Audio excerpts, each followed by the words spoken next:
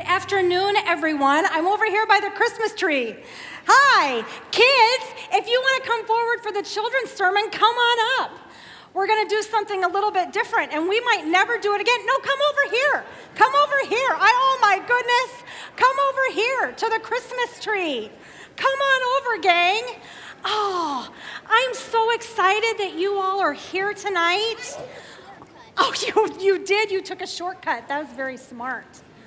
Oh boy, we've got Friendly Mary and Friendly Joseph over here. Hi, everybody. I'm going to bring them right over here, and you all can kind of see. Yeah, come on up, friends. I'm so glad you're here. I'm so glad you're here. Yes, you can see yourselves too. Isn't that wonderful? All right, so have a seat.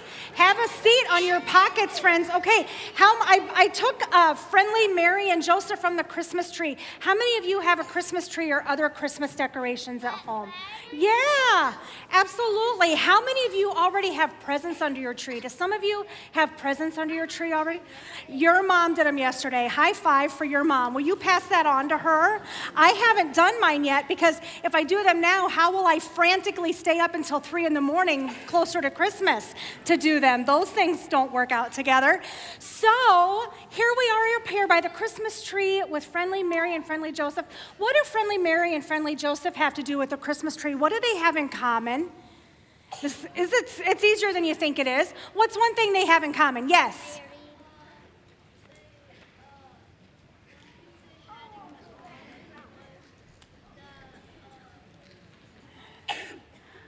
Do they have Christmas in common? Yeah, absolutely. Do they have Jesus in common? The Christmas tree and Friendly Mary and Joseph? Of course they do. They have Jesus in common. And so we have our Christmas trees at our homes, and they help us to remember that Christmas is coming, and we think about Jesus and how Jesus came to be with us. Now I want you all to look at this table right here. Can you all see this table right here? You can stay on your pockets. That would be wonderful. But do you all see this table right here? Can you see it? Yeah. And does anyone know what this is? Advent. Yes, absolutely. This is our Advent wreath and our Advent candles. Good job, everyone. So each week we light a different candle. So we have 2 that are lit right now, and next week we'll light another one, and the week after that we'll light another one, and then we'll light the candle in the middle when it's Christmas. Does anyone know what we think about during Advent? It's a word that starts with a W. What do we think about during Advent? Can anyone tell me? Do you know? What is it?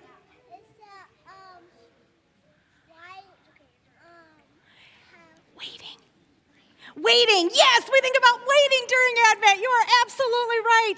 Now, it seems silly to celebrate waiting, doesn't it? How many of you like to wait? Raise your hand if you like to wait.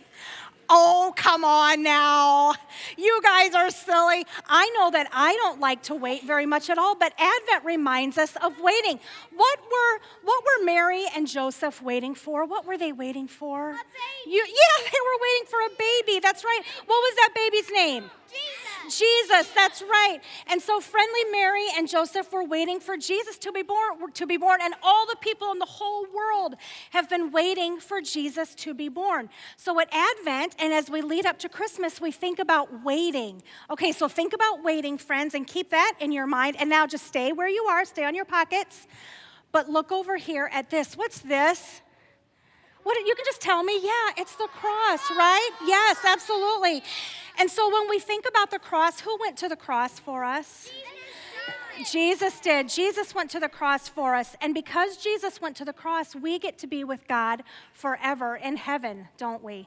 And we get to live for God now while we're here on earth. And you know what else? The Advent wreath reminds us about something with waiting that has to do with the cross too. Because the Advent wreath reminds us, boys and girls, that God always keeps his promises. Can you say that? God always keeps his promises.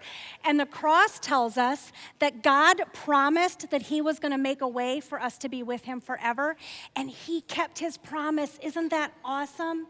And so when we look at the cross, we can remember that we're still waiting for Jesus to come back. Boys and girls, did you know that Jesus promised he was going to come back? Yes. And he promised that he was going to come back. And he said that when he did, everything that could ever make us sad was going to be over. Isn't that wonderful? So what am I going to, I'm going to hang on to them. Yep, you bet. But God promised that when Jesus comes back, every single thing that could ever make us sad would be over forever. And so just like Mary and Joseph and the whole world waited for Jesus to be born, we're waiting for Jesus to come back, and we can remember that God always keeps his promises, and it's going to be amazing when that happens. So boys and girls, will you pray with me? Will you take your God hand and your me hand and put them together, and you can repeat after me. Dear God, thank you that you always keep your promises.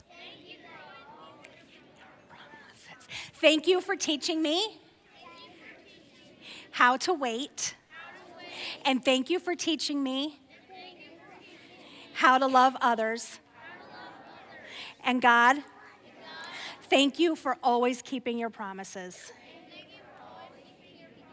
We love you. Amen. All right, friends, you can follow your Hope Kids teachers if you're registered for Hope Kids right out that hallway. And if not, then you can head back to your parents. Bye-bye, friends. Thank you for coming up today. If you want to head right down here, are you looking for Mom and Dad?